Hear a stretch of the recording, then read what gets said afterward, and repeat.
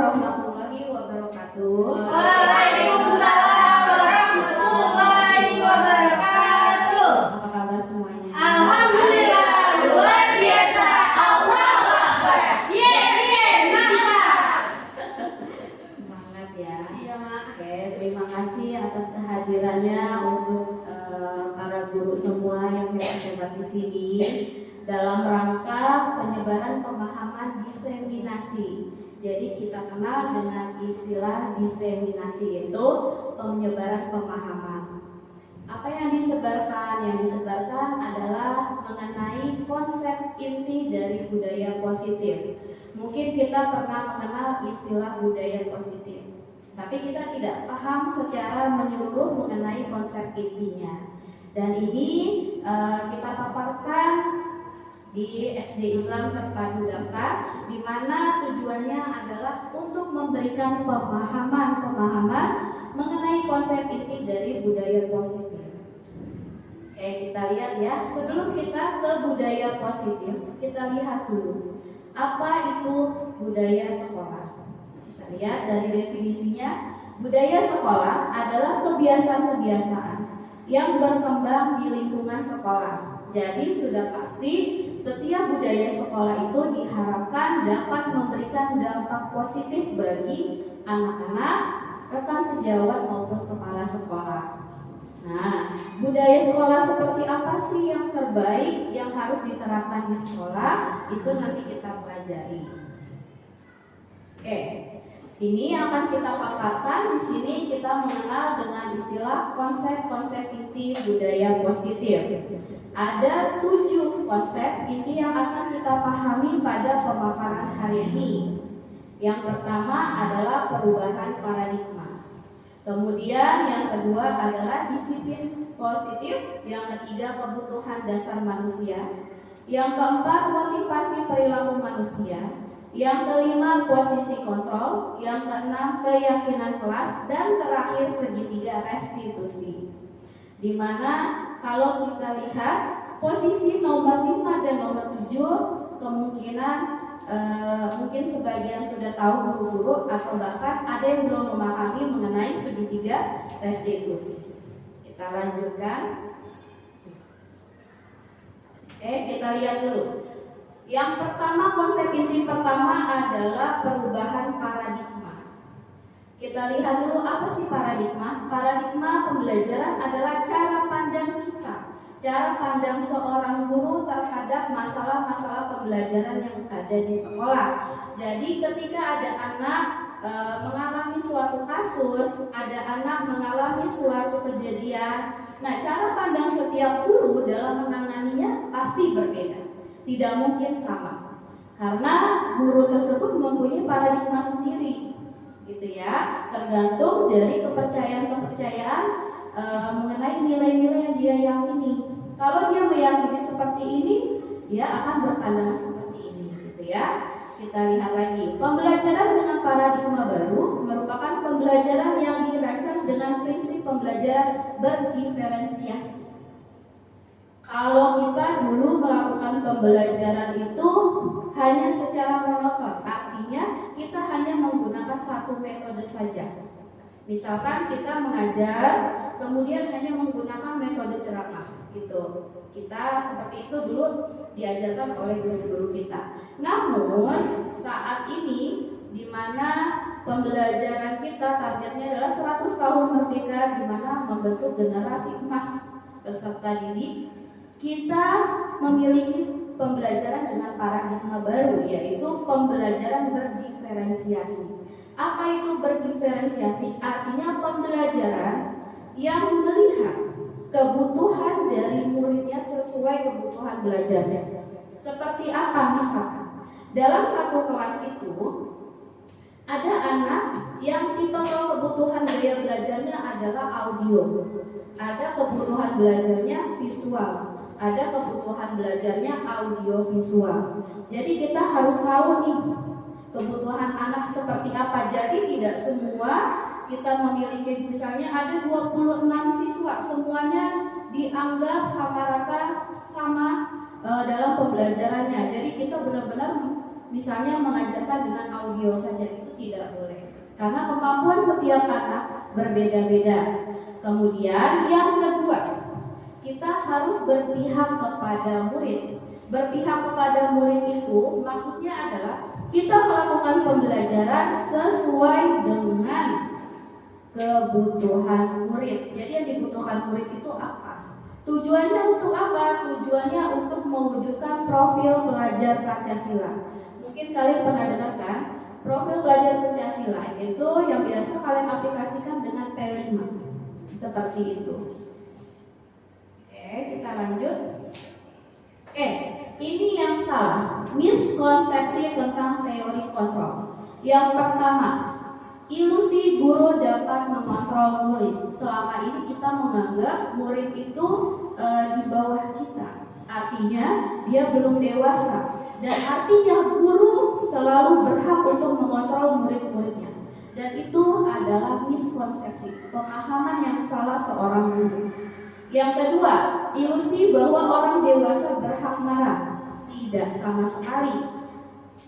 Bukan hanya orang dewasa, anak kecil pun berhak marah. Makanya kenapa terbentuklah generasi-generasi sekarang ini adalah peserta didik yang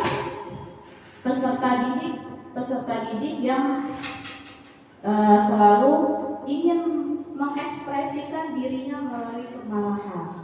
Kemudian yang ketiga adalah ilusi bahwa kritik dan membuat merasa bersalah menguatkan karakter, gitu ya. Padahal belum tentu kritik itu dapat menguatkan karakter seorang peserta didik. Dan yang keempat adalah ilusi bahwa semua penguatan positif itu efektif. Nah ini yang di sini. Ilusi bahwa semua penguatan positif itu efektif dan bermanfaat. Maksudnya apa? Penguatan positif, reward. Jadi belum tentu reward itu akan membentuk karakter baik bagi si anak. Yang itu yang selama ini terjadilah miskonsepsi. Oke, kita lihat dari sini. Ilustrasi guru mengontrol muridnya. Kita bisa melihat di sini. Oke, nih. Pada dasarnya kita tidak dapat memaksakan murid untuk berbuat sesuatu. Artinya kita seharusnya memberikan sebuah pilihan. Pengontrolan bukan dari kita. Kita tidak bisa mengontrol anak. Kita hanya bisa mengawasi dan memantau. Kontrolnya ada di dirinya sendiri, bukan di diri kita sebagai guru. Nanti jatuhnya adalah kita merasa otoriter, seperti itu ya. Kemudian yang kedua adalah di sini dinyatakan semua perilaku memiliki tujuan, bahkan terhadap perilaku yang tidak disukai. Kita kalau misalnya melihat sesuatu yang tidak suka, biasanya kita memaksakan kehendaknya kepada peserta didik. Biasanya seperti itu kan, dan itu tidak boleh, gitu ya. Kemudian yang kedua, ilusi bahwa semua penguatan positif, efektif dan bermanfaat. Ini yang tadi saya bilang istilahnya dengan adalah reward. Kenapa ini dinyatakan sebuah ilusi dan miskonsepsi adalah biasanya sesuatu seperti pujian atau reward, anak akan terkontrol saat itu perilakunya. Hanya saja ketika tidak ada rewardnya, anak akan kembali ke awal.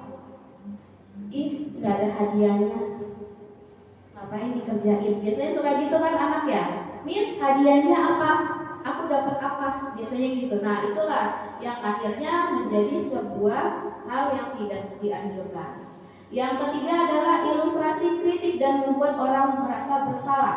Kadang kita berpikir kalau kita buat dia bersalah, merasa dia berbuat salah terus merasa dia bersalah, akhirnya menguatkan karakter dia. Tidak, belum tentu. Kenapa seperti itu? Kadang hal yang seperti itu membuat dia akhirnya justru melakukan sesuatu yang lebih buruk, gitu ya. Terkadang membuat sesuatu yang lebih buruk.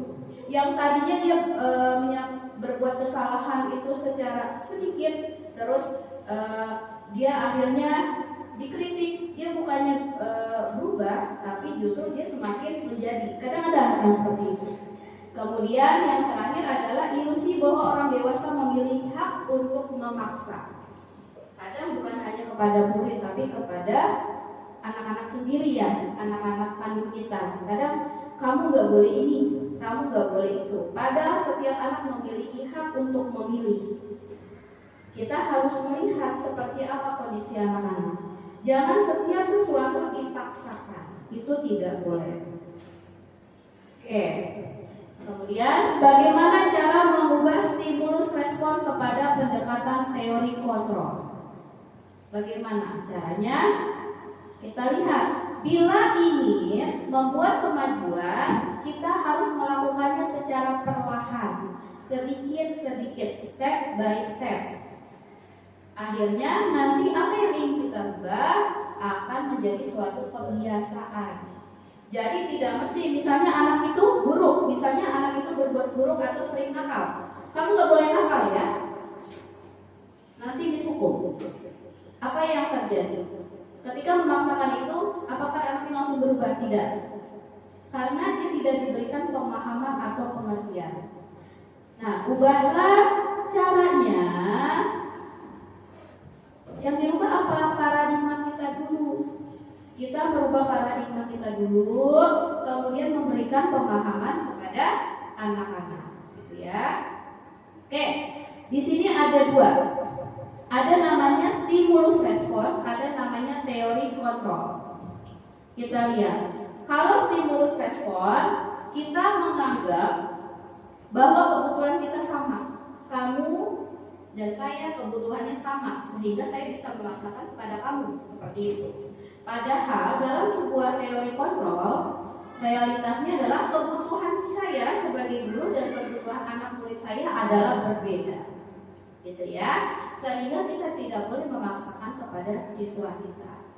Yang kedua, semua orang melihat hal yang sama. Jadi semuanya, saya paradigmanya seperti ini, murid saya paradigmanya juga sama seperti ini. Itu salah. Padahal cara pandang kita adalah berbeda. Yang ketiga adalah kita mencoba mengubah orang agar berpandangan sama. Nah, ini yang terjadi. Bukan hanya kepada murid kita, tetapi juga kepada orang-orang di sekitar kita, gitu ya.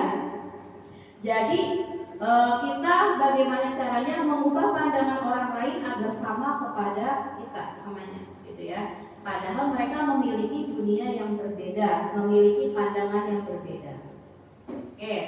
Kemudian berikutnya adalah perilaku buruk dilihat sebagai suatu kesalahan. Selama ini kita menganggap perilaku buruk yang terjadi pada anak itu adalah suatu kesalahan, padahal bukan.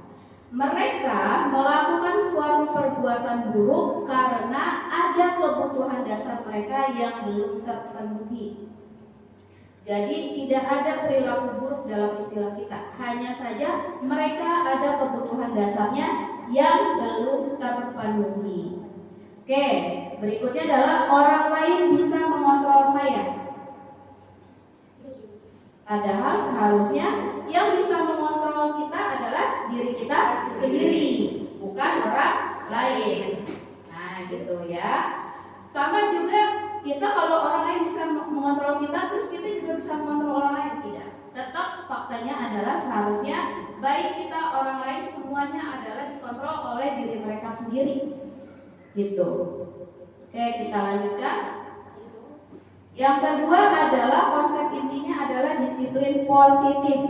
Nah, yang tadi saya bilang ada budaya sekolah, ada disiplin positif. Ini pasti pernah dengar. Kalau selama ini kan menganggap disiplin itu kan adalah orang yang harus tegas dengan peraturan, orang yang harus taat dengan peraturan. Kita lihat dulu.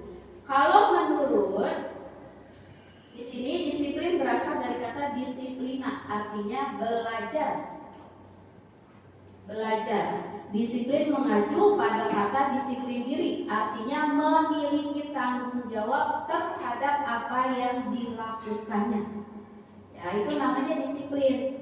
Misalkan anak-anak datang tidak tepat waktu, berarti dia tidak disiplin. Kenapa dikatakan tidak disiplin? Apakah dia melanggar aturan? Bukan.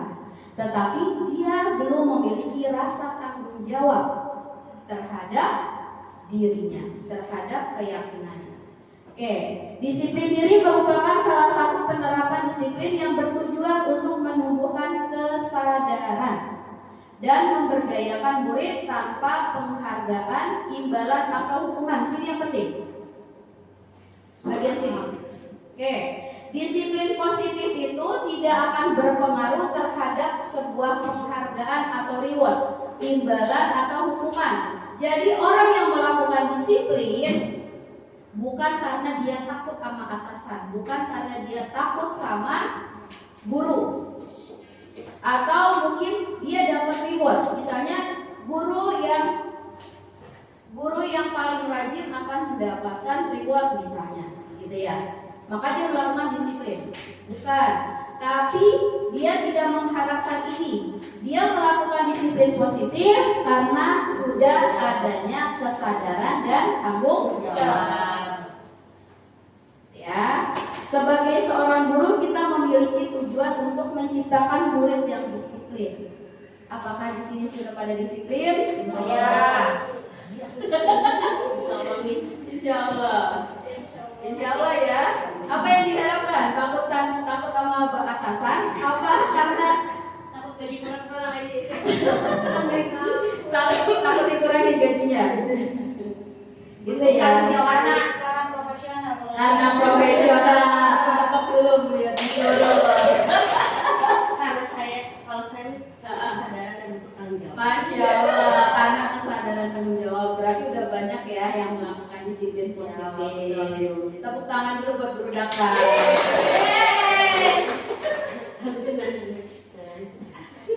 Oke, kita lihat tadi nilai-nilai kebajikan universal. Jadi dari disiplin itu kita menghasilkan nilai-nilai kebajikan universal apa aja. Yang pertama adalah beriman, bertakwa, dan berakhlak mulia.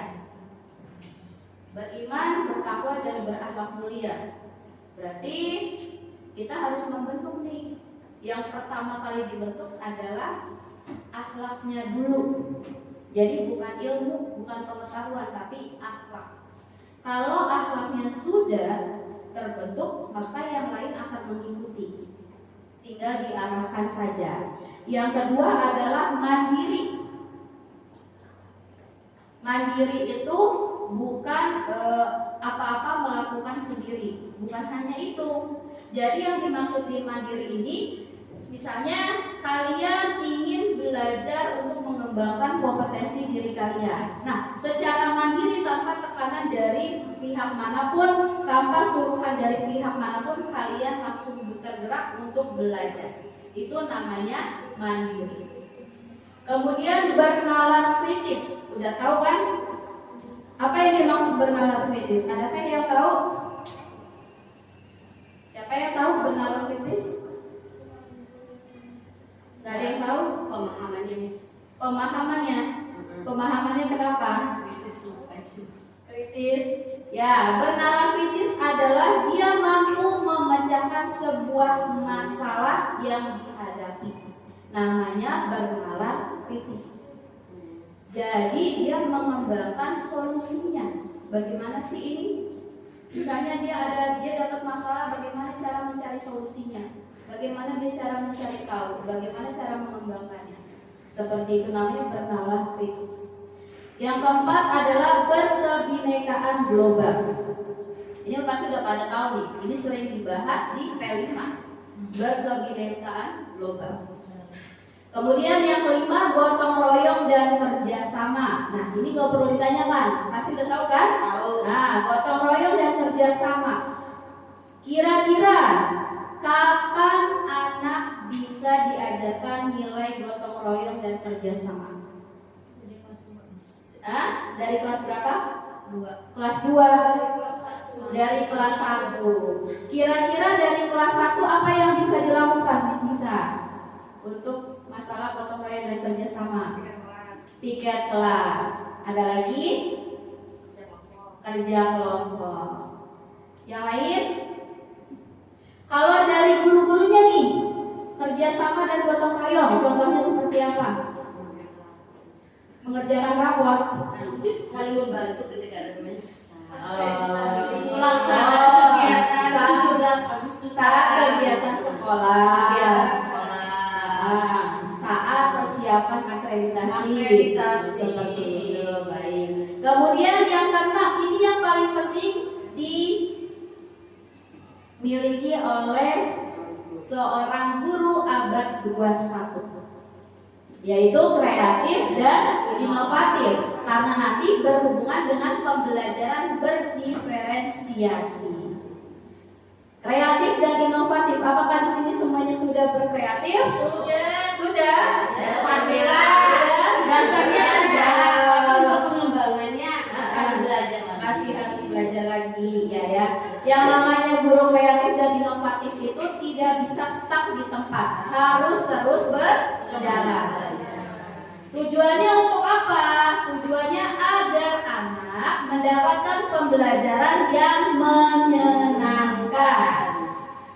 Gitu ya, pembelajaran yang menyenangkan, Tidak membosankan. tidak membosankan. Kalau anak sudah nyaman di kelas, anak sudah nyaman di dalam pembelajaran, maka nilainya pun akan naik. akan bagus. Iya. Gitu ya.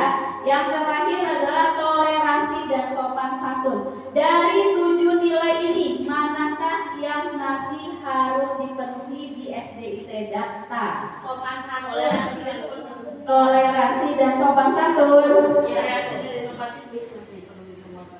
Jadi 2 poin ini ya, kreatif dan inovatif serta toleransi dan sopan santun. Mana yang lebih harus di Sopan santun sini. sopan santun?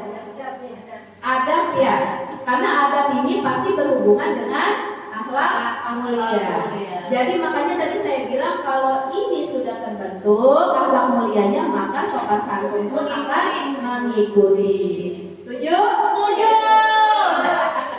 Baiklah, kita lanjut ya.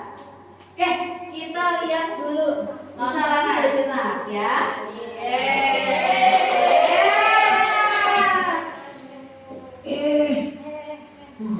Malah hampir saya jatuh ya.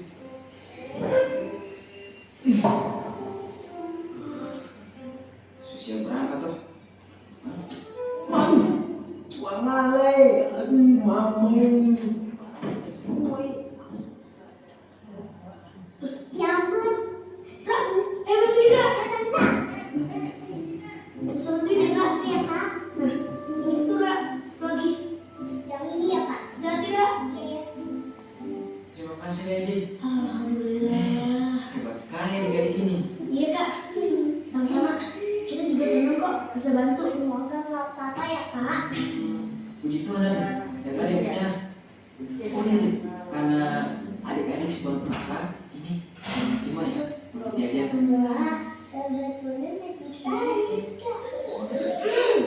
kita iya, masa Kak lagi batuk. Cacan. Jangan begitu. Adik-adik sebantu kamu kan? Kita ikhlas kok nolongin kakak, jadi gak usah dikasih hadiah juga gak apa-apa kak. Yang penting barangnya kakak aman semua. Puji Tuhan. Semoga Tuhan memberkati ya. Amin. Adik-adik, terima kasih ya adik-adik. Iya kak, sama-sama. Hati-hati ya kak. Astagfirullah. Kapan kejadiannya? Hah? 2 hari yang lalu? Ya ampun, Mei. Terus kamu sama anak-anak gimana kondisinya? Tapi kak, Kamu yang sabar ya, Mei. Insya Allah aku bantu kamu ya. Salam untuk Linding dan Allah ya. Iya.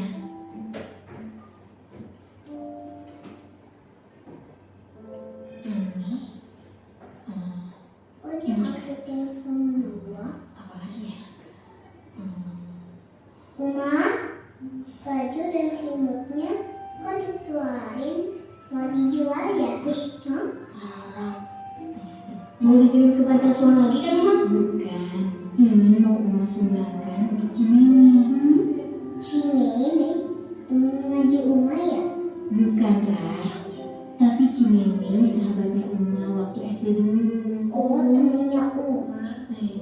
2 hari lalu rumahnya habis terbakar. Astagfirullah. Jadi mereka sekarang gak punya pakaian, gak punya selimut, gak punya apa-apa lagi. Terus keluarga sama anak-anaknya gimana Uma?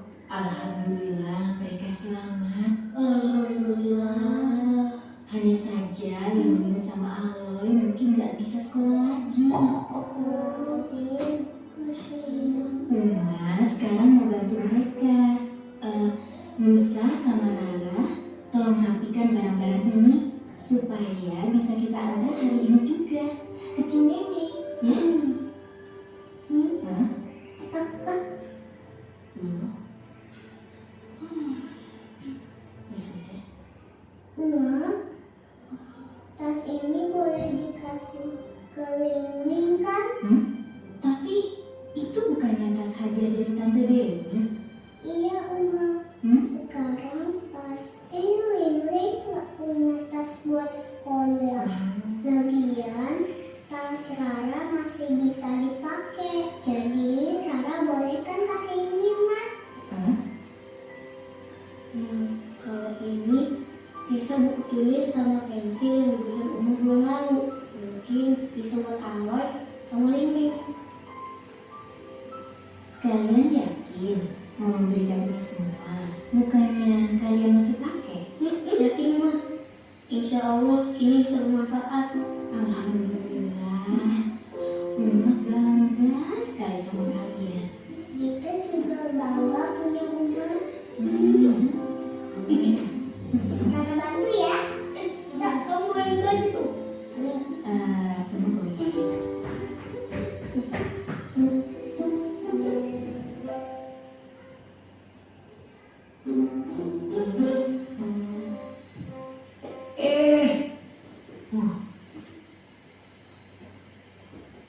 Oke, dari video tersebut kira-kira nilai kebajikan apa yang ada di video tersebut? Siapa yang bisa? Oke, silakan.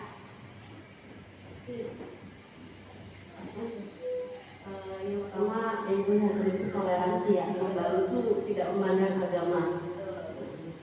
Yang kedua memudahkan pekerjaan orang lain. Yang ketiga membantu ketika ada saudara walaupun berbeda agama yang mendapatkan musibah. Itu aja kali, yang lain bisa menambahkan. Oke, terima kasih. Ada yang lain? Sama.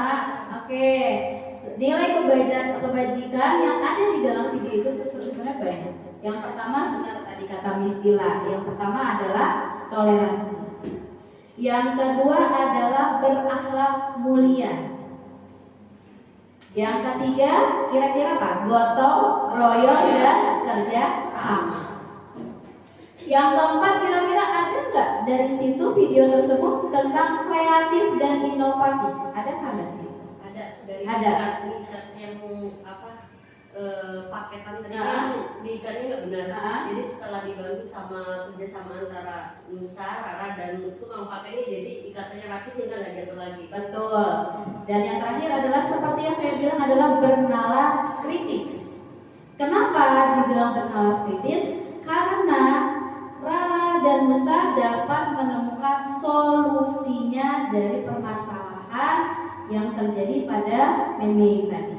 Nah, jadi nilai-nilai kebajikan tadi sudah terbentuk di dalam Nusa dan Rara.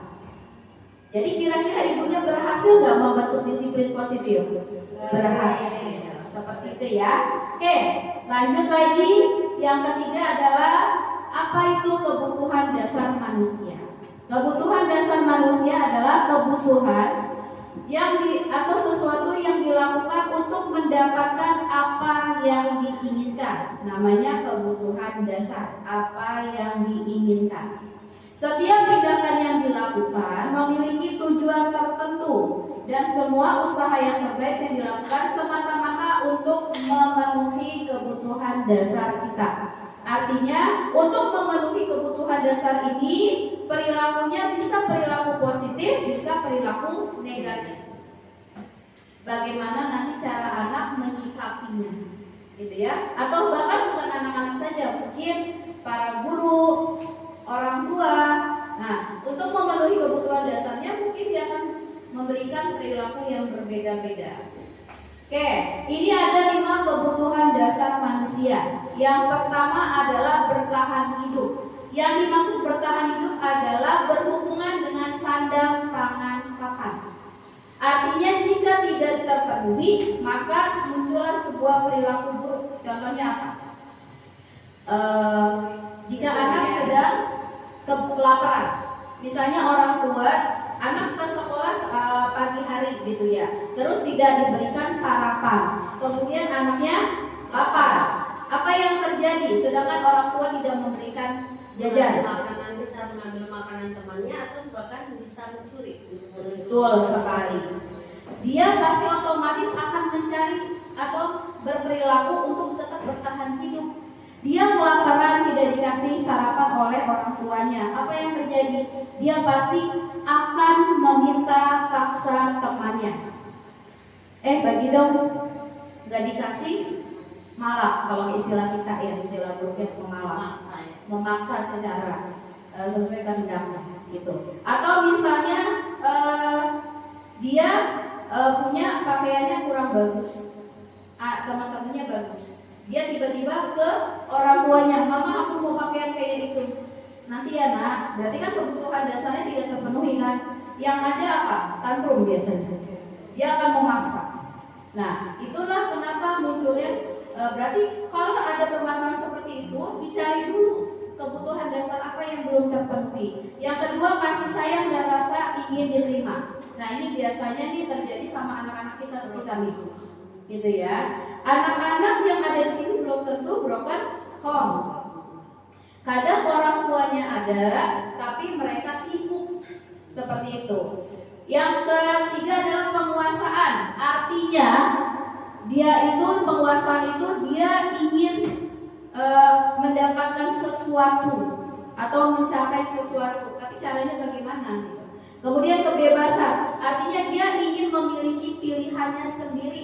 Dia memiliki tanpa ada paksaan, tidak mau dikontrol. Namanya kebebasan. Dan terakhir adalah kesenangan. Nah, ini yang sering terjadi sama anak-anak kita nih.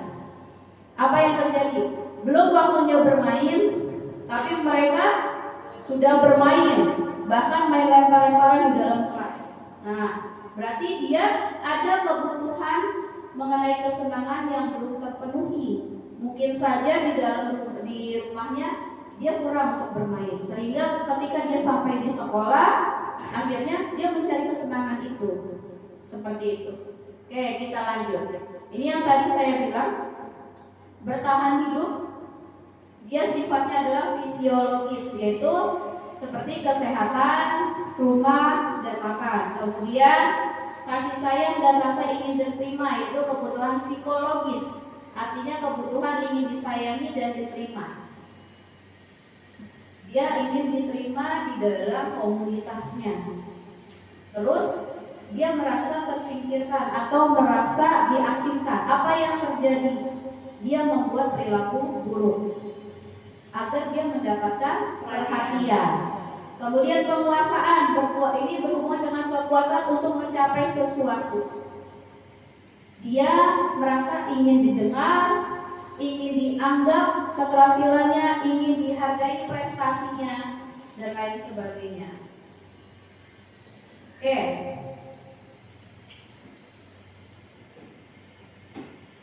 Kita lihat yang keempat adalah motivasi perilaku manusia. Motivasi perilaku manusia, ada motivasi 3 yang saya bilang tadi. Ada 3.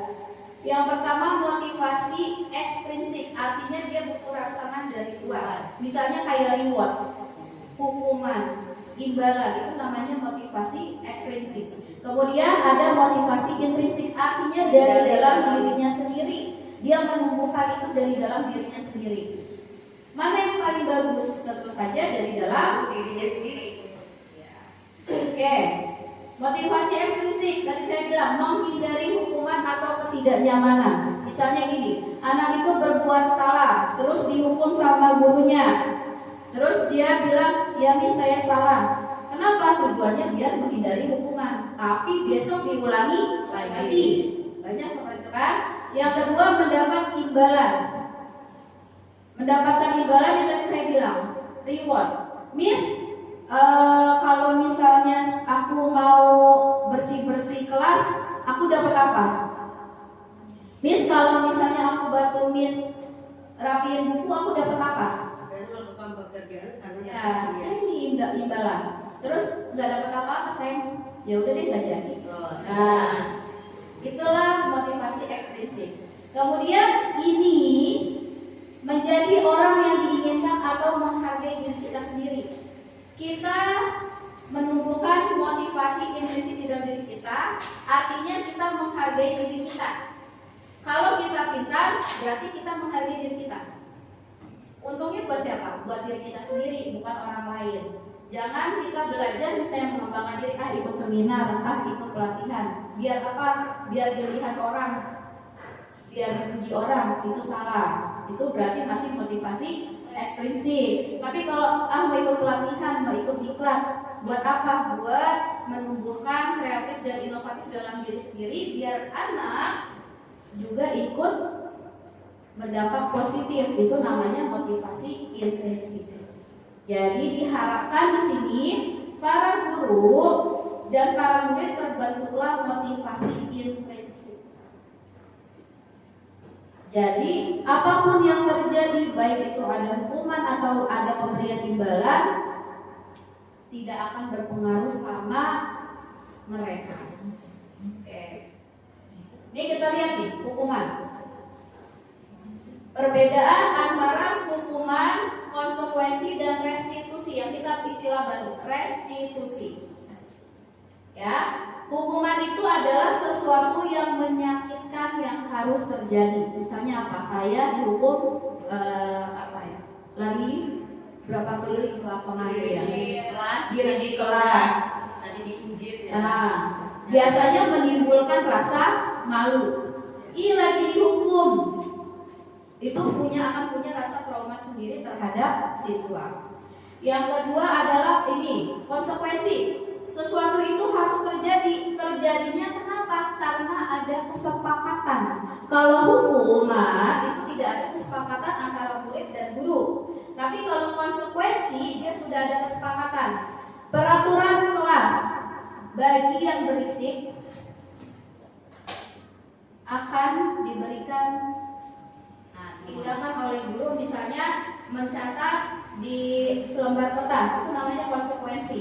Melanggar konsekuensinya melaksanakan. Iya. Jadi sesuai kesepakatan. Tapi kalau hukuman, tiba-tiba dia bersalah gitu, dia melakukan kesalahan, kamu dihukum ya, bersihin kamar mandi, itu nggak ada kesepakatan, itu namanya hukuman. Perbedaannya di situ. Kemudian restitusi adalah sebuah pilihan. Artinya sebenarnya kita melakukan sebuah pembentukan karakter kalau di restitusi. Kemudian hukuman itu dia rasanya nggak akan nyaman, untuk para siswa karena jangka panjang. Misalnya gini, si anak dihukum di depan kelas berdiri selama 1 jam dilihatin sama teman-temannya. Mungkin terlihat itu mudah. Tapi jangka panjangnya itu adalah memalukan siswa. Bisa jadi nanti ada rasa pandangan tidak enak terhadap gurunya, pandangan buruk seperti itu. Kalau yang ini tidak nyamannya adalah jangka pendek. Kenapa? Karena dia udah tahu. Oh, kalau misalnya dia ngelakuin kesalahan, hukumannya ini. Dia sudah tahu. Makanya dia jangka pendek kan. Dia lupa, oh berarti benar saya salah. Tapi kalau yang ini jangka panjang, dia nggak tahu apa-apa, dihukum dan hukumannya, lah kok kayak gitu mis, hukumannya berat banget. Nah itu jangka panjang. Ini akan meninggalkan bekas.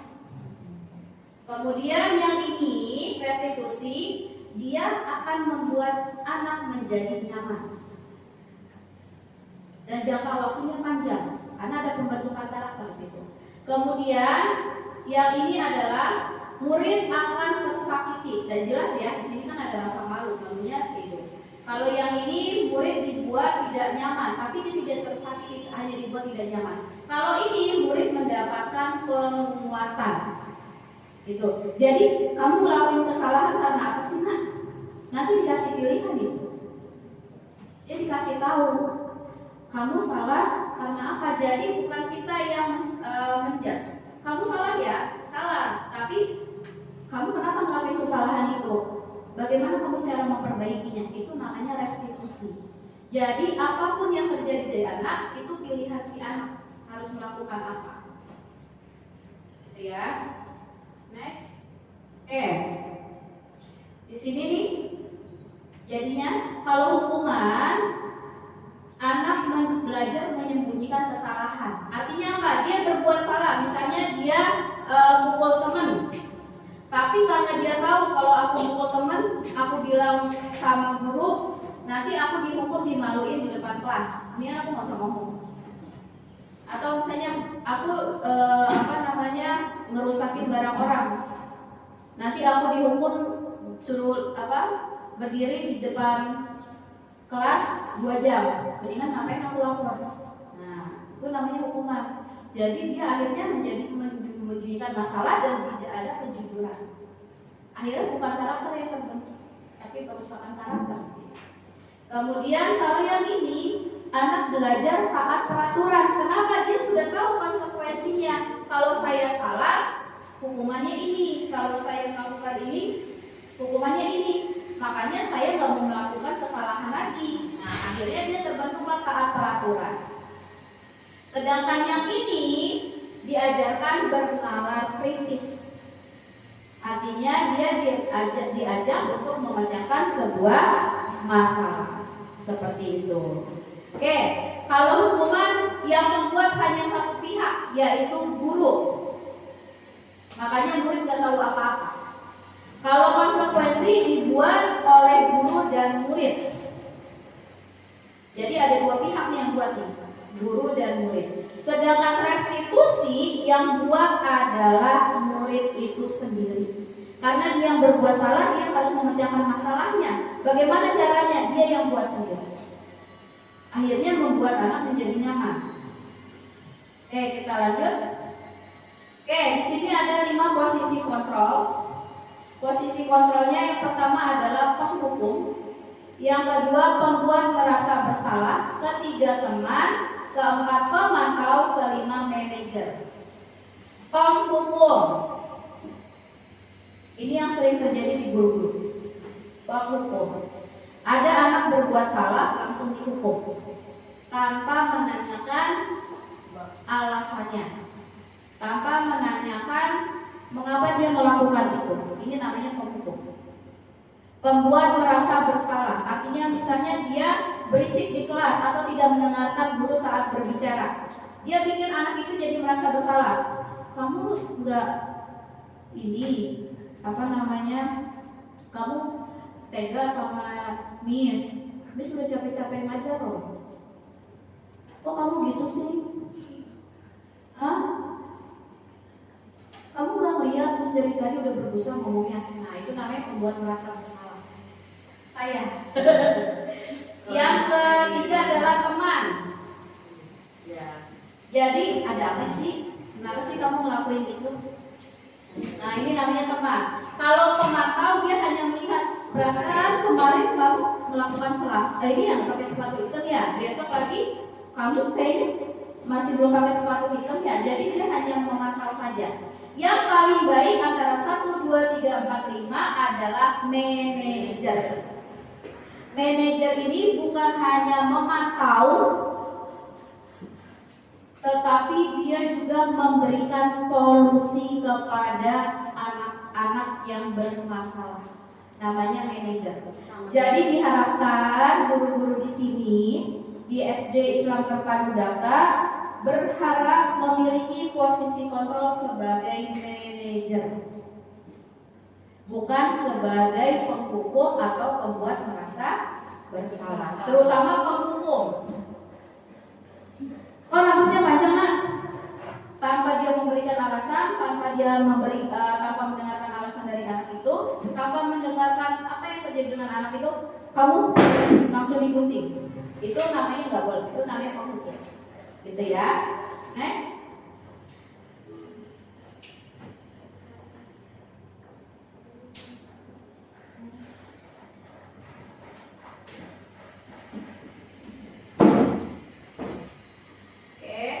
Berikutnya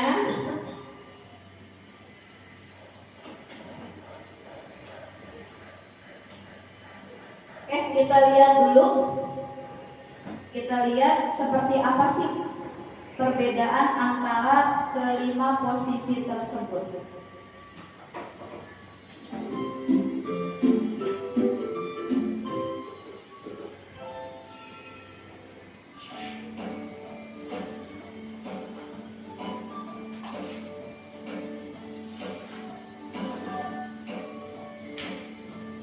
Halo, Bapak Ibu Guru calon guru penggerak.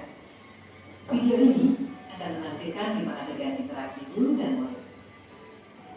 Silakan menonton dan merefleksikannya.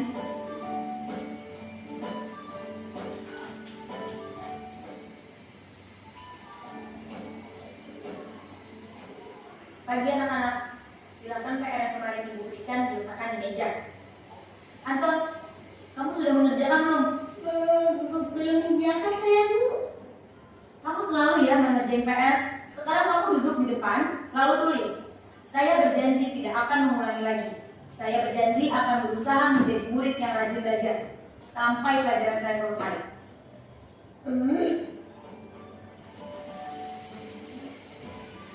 Pagi anak-anak, hari ini ada tugas ya.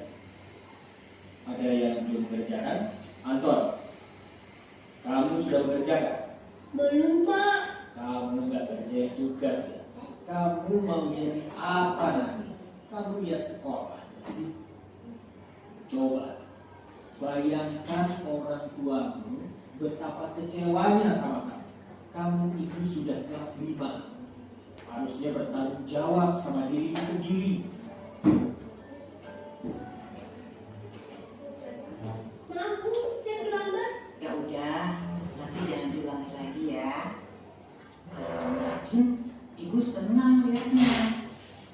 Ya, lain kali tepat waktu ya masuknya. Iya, Terus Bos. dulu dong. Kita kan teman. Wah, jadi kalau aku terlambat lagi, apa ya? Teman. Kamu kok nggak pakai baju olahraga? Mantap. Bapak catat, kamu sudah 3 kali loh nggak ikut olahraga bulan ini. Iya, Pak. Sudah 3 kali berarti saya dapat sanksi, Kak.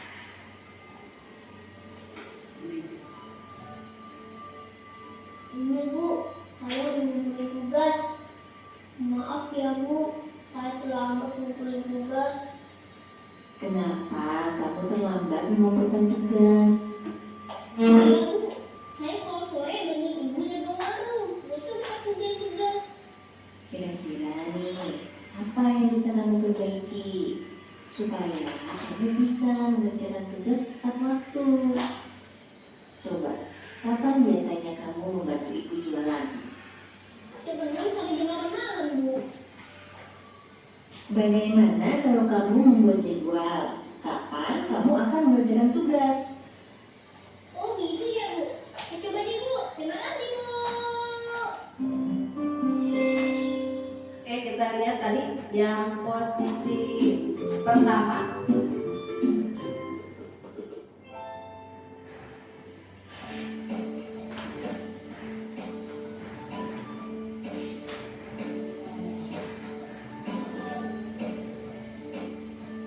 Halo, Bapak Ibu Guru calon guru penggerak.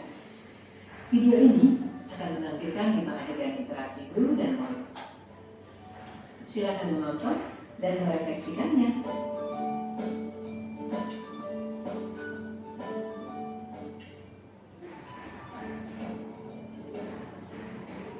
Pagi anak-anak, silakan PR yang kemarin Ibu berikan diletakkan.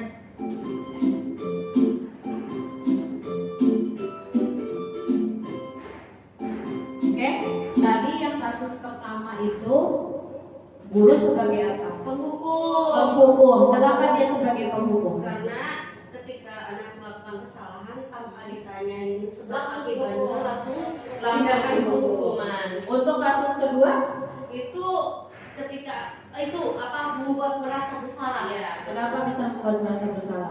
Ketika anak melakukan kesalahan, seolah-olah anak itu tidak menghargai, intinya berdampak nantinya ke Diri sendiri. diri sendiri. Pokoknya kayak nginin mentalnya. Iya, betul. Mental mentalnya. Menjatuhkan mental Yang ketiga sebagai teman. karena sebagai teman jadi dia menganggap gak apa-apa, Apa-apa. ntar lagi ya gitu ya sebagai teman. Kemudian yang keempat sebagai pemantau, dia cuma memantau aja. Memperhatikan. Kemarin sepatu biru, sekarang sepatu merah, besok sepatu apa lagi? Nah, itu namanya pemantau. Yang terakhir ini yang paling bagus adalah manajer. Kenapa dia paling bagus? Pertama, dia adalah bertanya dulu. Kenapa dia bisa seperti itu? Yang kedua, dia adalah memberikan solusi. Itu namanya adalah manajer. Jadi diharapkan sekali lagi kita bisa memperbaiki diri kita dan kita bisa membentuk guru sebagai seorang manajer. Jangan lagi sebagai seorang teman atau sebagai seorang penghukum. Oke, kita lanjutin lagi.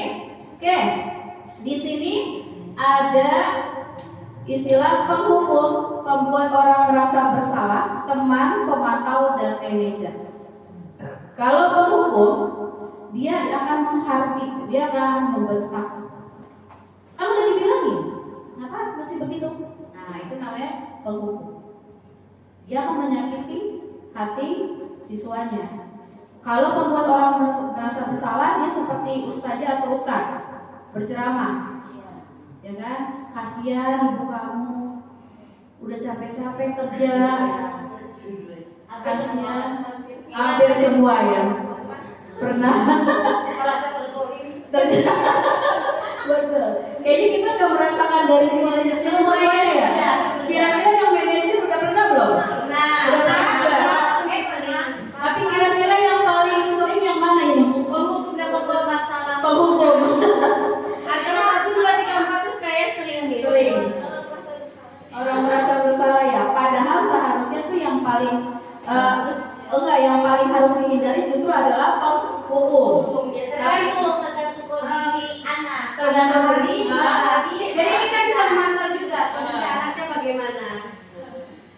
Tapi kalau anaknya kira-kira sudah melakukan berulang-ulang, kira-kira yang mau dipakai yang mana? Dihukum. Tapi mungkin manajer sudah dikasih solusi, tapi masih dilakukan lagi. Masih dilakukan lagi. Selanjutnya konsekuensinya ya mendapat hukuman. Baik, berarti kalau misalnya berulang dari sini, dari manajer ke penghukum beralih mengalami kemunduran, artinya di bagian manajernya ada yang salah. Salah penyampaiannya bisa. Bukan, langkahnya ada yang salah. Sehingga anak masih ditunjuk kita menggunakan posisi pengontrol. Itu yang harus dicermati. Oke. Kemudian yang keenam adalah keyakinan kelas. Apakah menurut kalian sama antara keyakinan kelas dan peraturan kelas?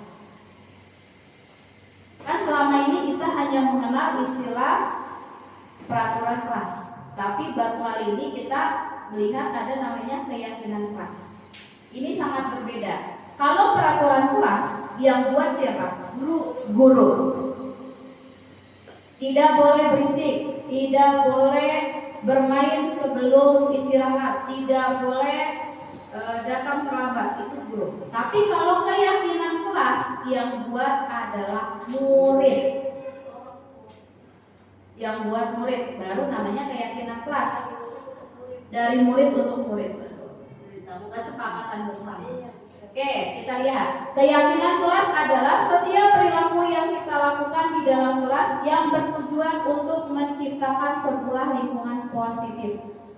Artinya, kalau peraturan kelas itu kan kadang menekan ya, memberikan tekanan. Tapi kalau keyakinan kelas, ya udah, apa yang anak-anak buat itu pasti harus dijalankan sama anak-anak, gitu ya. Keyakinan kelas akan membuat perilaku positif kepada murid-murid. Perilaku positif akan menjadi pembiasaan dan akhirnya membentuk budaya positif. Jadi pertama keyakinan kelas dilakukan menjadi pembiasaan. Yang dimaksud pembiasaan adalah dilakukan secara berulang-ulang. Secara berulang-ulang ini akan menjadi sebuah budaya positif. Oke. Mengapa keyakinan kelas bukan peraturan kelas? Yang pertama adalah sifatnya abstrak. artinya abstrak ini berarti dia lebih dari peraturan. Kemudian pernyataannya universal karena yang buat adalah murid-murid. Kemudian dibuat dalam bentuk pernyataan positif. Datang tepat waktu. Mengerjakan tugas sendiri. Positif, jangan ada kata tidak. Tidak boleh terlambat. Salah, penekatannya adalah datang tepat waktu. Tidak boleh berisik, itu salah. Yang benar adalah harap tenang. Jadi pernyataannya harus positif.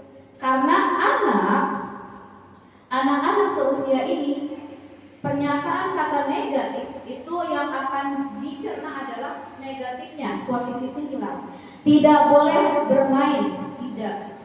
Berarti harus bermain. Gitu. Jadi ini harus dilakukan dengan pernyataan positif. Kemudian peraturannya jangan banyak-banyak.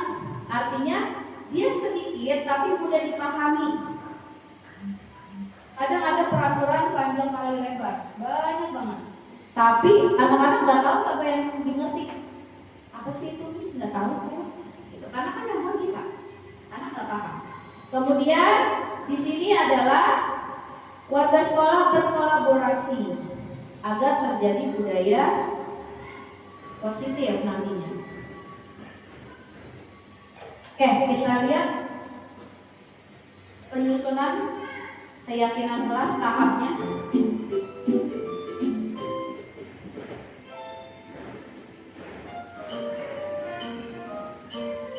Halo, Bapak Ibu calon guru penggerak. Video ini akan menampilkan 6 panduan yang dapat diterapkan dalam menyusun kesepakatan kelas. Mari kita simak bersama. Izinkan murid untuk menyampaikan masalah yang dihadapi saat ia berada di kelas dan harapan kelas yang membuatnya nyaman. Hal ini bisa dilakukan secara individu, berkelompok, atau dari survei kelas. Seperti apa kelas impianmu? Ceritakan kelas impianmu.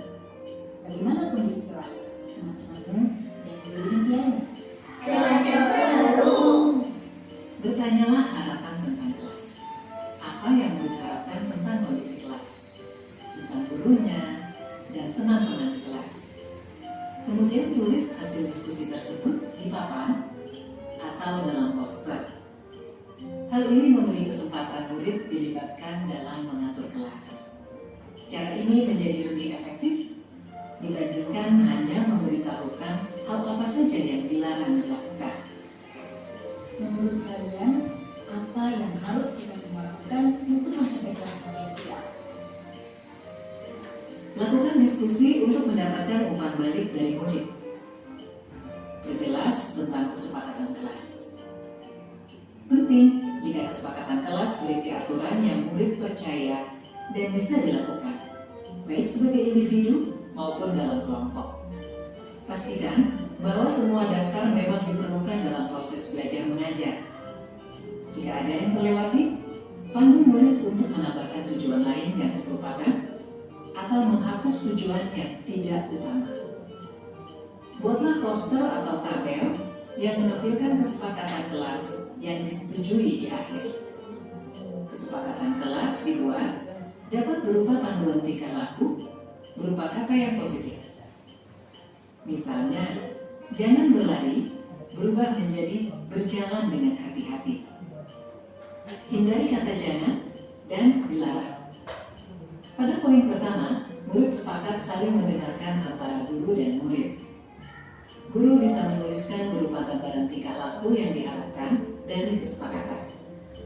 Misalnya, kami guru dan murid yang saling menyayangi. Buatlah penekanan pada sifat positif dalam kesepakatan kelas tersebut, yaitu saling menyayangi. Pada poin kedua, murid sepakat. Murid aktif dan semangat saat belajar. Guru bisa menuliskan berupa gambaran tingkah laku yang diharapkan dari kesepakatan. Misalnya, kami murid yang semangat belajar. Buatlah penekanan pada sifat positif dalam kesepakatan kelas tersebut, yaitu semangat. Pada poin ketiga, murid sepakat saling membantu jika ada yang mengalami kesulitan. Guru bisa menuliskan berupa gambaran tingkah laku yang diharapkan dari kesepakatan. Misalnya, kami murid yang peduli dengan teman-teman. Buatlah penekanan pada sifat positif dalam kesepakatan kelas tersebut, yaitu peduli. Pastikan jumlah poin kesepakatan kelas tidak terlalu banyak, sehingga mudah dipahami dan dilakukan. Untuk menciptakan rasa memiliki, beri waktu bagi semua murid untuk menandatangani atau memberi nama ataupun tanda pada poster kontrak kesepakatan. Guru juga perlu memberikan tanda tangan.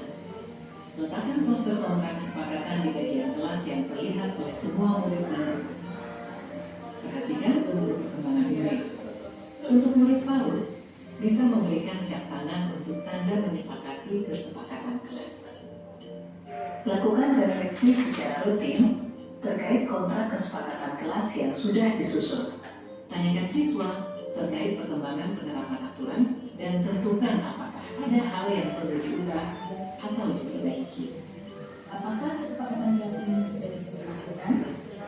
Sudah Bu, tapi kadang masih ada yang suka ngobrol. Ayo kita diskusikan lagi, mengapa hal ini sulit dilakukan? Baik Bu. Lakukan proses ini terutama saat pertama, awal tahun ajaran baru. Kedua, saat ada murid yang melakukan hal yang tidak sesuai kesepakatan. Ketiga, sebelum menjalankan aktivitas baru.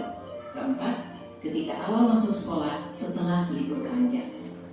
Proses ini tidak akan pernah berhenti dan akan selalu dikembangkan. Seperti proses belajar yang terus berlangsung selama kita hidup. Semangat mencoba! Oke ya, keyakinan kelas itu diharapkan menjadi sebuah acuan untuk kita memberikan kenyamanan di kelas gitu. Dan ini kan sudah hampir berakhir ya, ajaran tahun 2023-2024 ya. Diharapkan nantinya pada tahun 2024-2025 bukan hanya wali kelas, jadi guru bidang studi pun bisa membuat keyakinan kelas. Jadi sebelum melakukan pembelajaran, sebelum pembelajaran dimulai, bikin dulu keyakinan kelasnya. Mau bikin seperti apa? Kesepakatan bersama antara murid-murid. Jadi tahu, jadi kita tidak di tengah jalan itu seakan tuh anak akhirnya tidak tahu aturan. Jadi kita harus bikin kesepakatan dulu. Kamu maunya apa? Apa yang ingin kamu lakukan di kelas saat pembelajaran Miss misalnya. Jadi ketika ada murid yang melanggar peraturan itu, melanggar keyakinan kelas itu, mereka tahu konsekuensinya. Mereka tahu apa yang harus dilakukan. Seperti itu ya. Oke, yang terakhir adalah segitiga restitusi. Segitiga restitusi adalah suatu proses yang dilakukan oleh guru agar dapat menghasilkan murid yang mandiri dan bertanggung jawab. Karena di sini membentuk atau berharap adanya pembentukan karakter dari siswa. Restitusi membantu murid menjadi lebih memiliki tujuan, disiplin positif dan memulihkan dirinya setelah berbuat salah. Artinya ketika dia berbuat salah, maka dia akan ke arah yang berdampak positif, bukan berdampak negatif. Oke, tahapan restitusi. Tahapan restitusi itu ada 3. Yang pertama adalah menstabilkan identitas. Kenapa harus menstabilkan identitas? Karena anak yang berbuat salah pasti emosinya masih memuncak, merasa dirinya yang paling benar, makanya dia melakukan hal itu. Kita harus menstabilkan dulu. Kita harus menenangkan dia dulu. Gitu ya. Kemudian validasi tindakan yang salah. Artinya apa? Ketika dia berbuat salah, kita harus menenangkan dulu, baru memberikan arahan bahwa perbuatannya itu tidak dibenarkan. Kemudian yang ketiga, menanyakan keyakinan. Yang dimaksud keyakinan apa? Apakah dia sudah tahu keyakinan kelas yang ada di kelasnya? Apakah keyakinan kelas yang selama ini sudah dibuat, apakah itu dilanggar atau tidak? Itu namanya tahapan keyakinan. Ciri-ciri restitusi. Restitusi bukan untuk menebus kesalahan, namun untuk belajar dari kesalahan. Artinya dia memperbaiki. Fokusnya tidak hanya mengurangi kerugian pada korban, tetapi juga menjadikan orang yang lebih baik dalam melakukan hal-hal yang baik kepada orang lain. Di mana dalam restitusi tersebut dia memperbaiki hubungan dan memperkuatnya. Biasanya kan orang melakukan kesalahan saya bertengkar, dua-duanya kan berarti hubungannya renggang. Bagaimana caranya agar kembali perbaikan kembali gitu ya. Restitusi adalah sebuah tawaran, sebuah pilihan, bukan paksaan. Sekali lagi, restitusi adalah sebuah tawaran, bukan sebuah paksaan. Restitusi menuntut untuk melihat ke dalam dirinya. Restitusi itu fokus pada solusi, artinya pemecahan masalah, artinya apa yang harus dilakukan, fokusnya ke situ. Kita lihat contoh restitusi.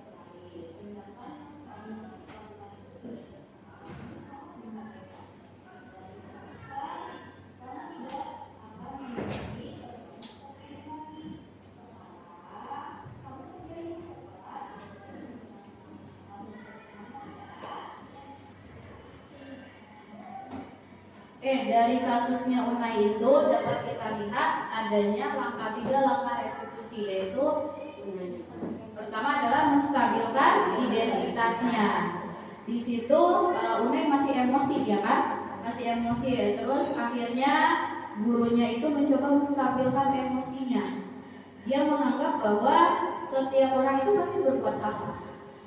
Tapi apakah tindakannya itu salah atau benar, itu harus kita yakini lagi. Yang kedua adalah validasi tindakan yang salah. Tadi gurunya mengatakan tindakannya itu sebenarnya dia mengacu kepada kesalahan, cuma dia tidak menganggap bahwa itu adalah tindakan yang salah, tapi harus diarahkan ke arah yang benar.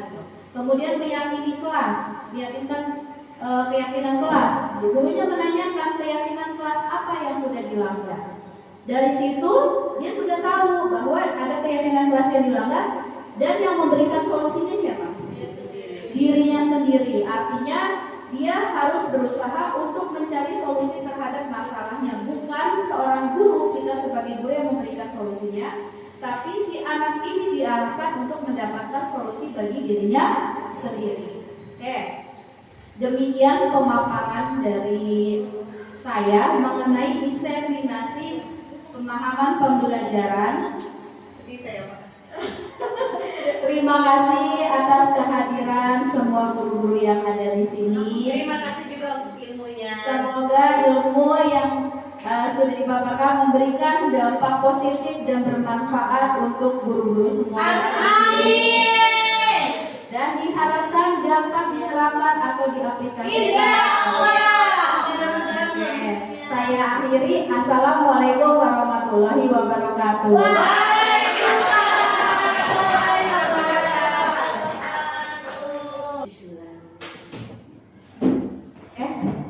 Assalamualaikum warahmatullahi wabarakatuh. Pembelajaran, hargai potensi, tingkatkan prestasi, lahirkan profil pelajar Pancasila. Assalamualaikum warahmatullahi wabarakatuh. Sebelumnya terima kasih kepada Miss Nina yang sudah memberikan ilmunya hari ini kepada kami. Masya Allah, materi untuk hari ini semoga kami guru-guru SDIT dapat bisa membangun budaya positif di lingkungan sekolah kami, bisa mengaplikasikannya kepada murid-murid kami. Sekian, wassalamualaikum warahmatullahi wabarakatuh. Assalamualaikum warahmatullahi wabarakatuh. Sebelumnya saya mewakili teman-teman sekalian yang telah ikut pemaparan materi oleh Miss Nina Efrijayanti Stompul, merasa berbangga bisa ikut pada pemaparan materi kali ini. Masya Allah, materi yang ditampilkan juga luar biasa, sangat bermanfaat untuk kami sebagai guru, apalagi menghadapi tingkah laku atau perilaku anak-anak yang pada saat ini yang luar biasa ya permasalahannya. Semoga dari pemaparan ini kami bisa menerapkannya sebagai budaya positif untuk kedepannya nanti, supaya anak didik yang kami ajari itu bisa menghasilkan ilmu-ilmu yang bermanfaat, memiliki sopan santun, toleransi untuk anak-anak kedepannya nanti. Terima kasih. Wassalamualaikum warahmatullahi wabarakatuh. Guru penggerak majukan pendidikan, guru penggerak menghamba pada murid, kreatif rancang pembelajaran, hargai potensi, tingkatkan prestasi, lahirkan profil pelajar Pancasila. Belajar, bergerak, berbagi untuk negeri, kita menjalin. Assalamualaikum warahmatullahi wabarakatuh. Saya Farsioza dari kelas 6B. Hari ini saya melakukan kegiatan keyakinan kelas bersama Miss Nina dan teman-teman. Di kegiatan hari ini saya dan teman-teman diberi kesempatan untuk menulis keyakinan kelas di kami. Dan perasaan saya sangat senang dan ceria karena membuat kelas 6B menjadi lebih kreatif dan gembira. Sekian dari saya, terima kasih. Wassalamualaikum warahmatullahi wabarakatuh. Assalamualaikum warahmatullahi wabarakatuh. Saya Sofia Salsabila dari kelas 6D. Hari ini saya melaksanakan kegiatan dengan Miss Nina dan teman-teman kelas 6B, yaitu kegiatan keyakinan kelas. Di sini kami berkesempatan untuk menuliskan keyakinan kami sendiri di kelas ini, dan saya sangat senang akan dilaksanakannya kegiatan ini karena membuat kelas kita menjadi lebih damai, tentram, dan juga bisa saling menghormati dan menghargai. Demikian, wassalamualaikum warahmatullahi wabarakatuh. Bulatkan tekad, kuatkan hati, negeri ini memanggilmu kawan.